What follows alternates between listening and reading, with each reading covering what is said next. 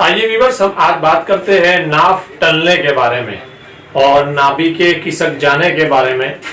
सबसे पहले तो ये बात है कि बहुत सारे लोगों को जिनकी नाफ नहीं टली होती है, इनको वहम रहता है कि मेरी नाफ टल गई है, क्योंकि आमतौर पर जो पेट के अंदर दर्द होता है वो रिया और गैस की वजह से होता है। और कई मर्तबा ऐसा गैस होता है जिससे पेट फूलता नहीं है, लेकिन उसके अंदर कसाफत और वो गाढ़ा रहता है, जिसकी वजह से वो अपनी जगह से हट के दूसरी जगह और पास आउट होने की ताकत कम रखता है, जिसकी वजह से इसे दर्द होता है। क्योंकि नाभि जिस जगह होती है वहाँ स्मॉल इंटेस्टाइन का एक गुच्छा होता है और उसके अंदर जो तबखीर और गैस होता है वो निकलने की इतनी ज्यादा सकत नहीं रखता है और इतनी आसानी से नहीं निकल पाता है, जिसकी वजह से इसको समझना हमारे लिए बहुत ज्यादा दुश्वारी का सबब बनता है। तो व्यूअर्स, आइए हम आपको बताएंगे कि सच में नाफ टली है या नहीं टली है, इसको तशखीस और इसका अंदाजा कैसे लगाए कि हकीकत में नाफ टल गई है या नहीं।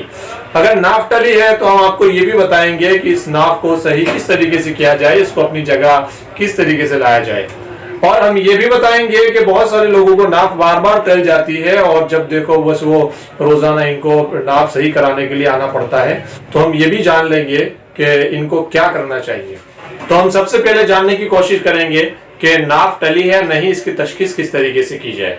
तो सबसे पहले हम हाथ से जानते हैं, क्योंकि 3 तरीके हैं। हाथ से भी पहचाना जाता है, पैर से भी पहचाना जाता है और नाक से भी पहचाना जाता है। ये मेरा हाथ है, इसमें ये वाली लकीर है और ये वाली लकीर है, दोनों को एडजस्ट करना है, एकदम से मिलाना है और फिर देखना है कि ये वाली लकीर और ये वाली लकीर जो है इसका कितना डिफरेंट होता है। ये जितना प्लस माइनस रहेगा समझो कि इतनी नाफ टली हुई है। दूसरा, पैर के अंगूठों को देखना है कि पैर के अंगूठे को इस तरीके से मिलाना है और ऊपर नीचे अप डाउन जितने रहेंगे तो समझो कि नाफ टली हुई है। अगर एकदम से मिले हुए रहते हैं तो नाफ टली हुई नहीं है। तीसरा तरीका जानने का ये है, जैसे रुमाल से लेके हम जानने की कोशिश करें। जैसे ये रुमाल है और इसको यहाँ पकड़ना है, यहाँ नाभि पे और सीने तक लाना है। समझो ये सीने में जो निशान होता है वहां सीने तक लाना है और फिर ये एक नाप हो गया। इसी नाप को लेके यहाँ से लेके यहाँ तक लाओ। अगर इसमें कमी ज्यादती होती है, रुमाल घट जाता है या बढ़ जाता है, तो समझो कि ये आपकी नाभि टली हुई है। दूसरा, इस तरीके से भी चेक किया जाता है कि नाभि के कूदने की जो जगह है, एकदम से जो नाभि का एक पॉइंट है उस पर दबाया जाता है। अगर उस जगह दबाने से दर्द हो रहा है तो समझो नाभि टली हुई है। अब किस तरफ टल गई है इसका अंदाजा आप ऐसे लगा सकते हो कि नाभि जो है इसके अतराफ में आप हाथ रख के समझ सकते हो कि यहाँ इसकी धड़कन ज्यादा बता रही है, तो यहाँ नाभि आ चुकी है, नाफ इधर की तरफ टल गई है। ज्यादातर यही कहा जाता है कि अगर नाफ ऊपर की साइड में आ जाती है तो गैस, तबखीर वगैरह की शिकायत होती है और बहुत सारे लोगों को वॉमिटिंग की प्रॉब्लम होती है। अगर नाफ नीचे की तरफ टलती है तो दस्त और इसहाल, इस तरीके की प्रॉब्लम क्रिएट होती है। तो ये है नाभि को जानने का तरीका कि नाभि किस तरफ टली हुई है, इसका अंदाजा हम इससे लगा सकते हैं। अब हम जानते हैं नाभि को ठीक करने का तरीका, इसको अपनी जगह पे किस तरीके से ला सकते हैं। इसके लिए हमारे पास 2 रास्ते हैं। एक रास्ता है रूहानी और दूसरा रास्ता है जिस्मानी। उसमें हम आपको 5 से 6 ट्रिक बताएंगे जिससे नाभि को अपनी जगह पे लाया जा सकता है और आमतौर पर इसको लोग यूज भी करते हैं। तो ये आपके लिए एक जगह पे नॉलेज मिल जाएगा, तो आप इसमें से जो सा भी तरीका आपके लिए जिस जगह सहूलत के साथ हो सके वो आप कर सकेंगे। एक तो कुरान मजीद में आयत है, इन्नल्लाह युमसिकुस समावाति वल अर्द अन तज़ूला वलइन ज़ालता इन अमसकहुमा मिन अहदिन मिन बादी इन्नहु कान हलीमन गफूरा। इस आयत को पर्ची पे लिख के नाभि के ऊपर रख देना है। इसको समझो किसी चीज से चिपका देना है या बांध लेना है, तो नाभि धीरे धीरे धीरे अपनी जगह पे आ जाएगी। दूसरा एक तरीका है, सूरे फातिहा को, अल्हम्दु शरीफ को बिस्मिल्लाह के वस्ल के साथ, यानी बिस्मिल्लाह के मिलाते हुए, जिस तरीके से अऊज़ु बिल्लाहि मिनश शैतानिर रजीम, बिस्मिल्लाहिर रहमानिर रहीम, अल्हम्दुलिल्लाहि रब्बिल आलमीन, इस तरीके से 3 मरतबा पढ़ना है। अब पढ़ते वक्त आप नाभि के ऊपर हाथ रखो, नाक के ऊपर हाथ रखो तो भी ये काम हो जाएगा।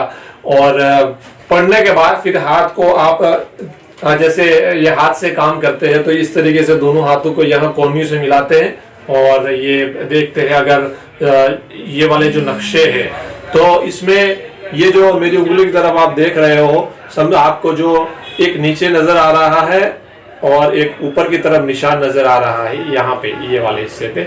तो जो नीचे की तरफ वाला निशान है, उस हाथ को इस तरीके से दम किया जाता है और इससे नाफ ठीक हो जाती है। दूसरा एक तरीका है, जैसे ये मेरे पैर है और पैर के इस घुटन को सीने से लगाना है, ऐसे सीने से लगाना है और मुझे ऐसे दीवार से एकदम से लग के स्ट्रेट खड़ा होना है और इस तरीके से फिर वो लगा के फिर ये दूसरा ये घुटन जो है इसको मेरे को सीने से लगाना है। ये इस एक्सरसाइज को 15 मरतबा करनी है, तो इससे भी आपकी नाभि एकदम से अपनी जगह पे आ जाएगी। पहले चित यानी सीधा लेट जाना है और पैर को जमीन से ऊपर उठाना है और पैर के पंजों को जो उंगली वाले साइड है दोनों को एकदम से मिला देना है और इसको अपनी तरफ पंजों को खींचना है और पैर को ऊपर करना है। जिस तरीके से आप स्क्रीन पे देख रहे हो, जिस तरीके से पैर ऊपर किए हुए इस तरीके से पैर उठाने हैं, तो इससे भी नाभि अपनी जगह पे बहुत आसानी से और बहुत सहूलत से आ जाती है। नाभि बार बार क्यों फिसलती है? नाभि बार बार फिसलने का मतलब यह है कि पेट में कोई गड़बड़ी है, यानी आपको लंबे टाइम से कोई कॉन्स्टिपेशन है, आंतों में सुद्दे है। लेडीज है तो समझो इसको एमसी की प्रॉब्लम है, एमसी कम आ रही है तो उसको उसकी तरफ तवज्जो देनी चाहिए, तो उसको नाभि का प्रॉब्लम ठीक हो जाएगा। अगर पेट में कोई प्रॉब्लम नहीं है फिर भी नाभि अपनी जगह से हट जाती है, तो ये नाभि का अपनी जगह पे रहना ये आसाब और पुट्ठे का काम है जो विटामिन B12 से रिलेटेड है। व्यूअर्स, अगर आप विटामिन B12 की दवा करेंगे और मुकव्वी आसाब को ताकत देने वाली दवा ग़िज़ाएं खाएंगे, जिस तरीके से आप 200 ml दूध ले लीजिए, 1 अंजीर ले लीजिए, 5 बादाम, 2 पिस्ता, सुबह में इसको बादाम शेक की तरह इसको शेक बना के यूज कीजिएगा, तो इससे भी आपके पट्टों को मजबूती मिलेगी और इससे भी नाभि बार बार हट जाने का जो प्रॉब्लम है वो ठीक हो सकता है। ये थी मुख्तसर सी जानकारी नाभि के बारे में, नाफ के बारे में। तो आज के लिए इतना ही बस, फिर हम एक नए टॉपिक के साथ आपकी मुलाकात करेंगे।